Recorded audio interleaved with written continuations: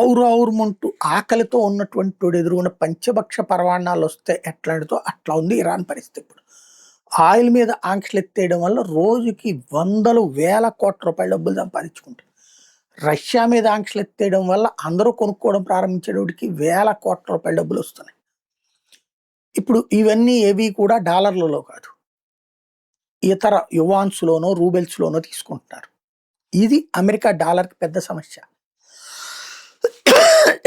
మరోవైపు డాలర్లలో కార్యకలాపాలు నడిపేటటువంటి గల్ఫ్ దేశాలు సంక్షోభంలో పడ్డాయి.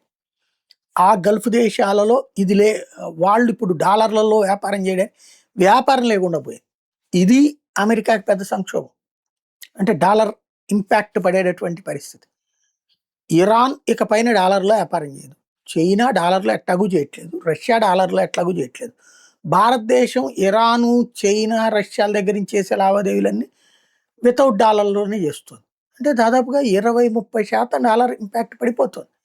రాబోయే రోజుల్లో ఇదే అమెరికాకి పెను సంక్షోభం అవుతుంది.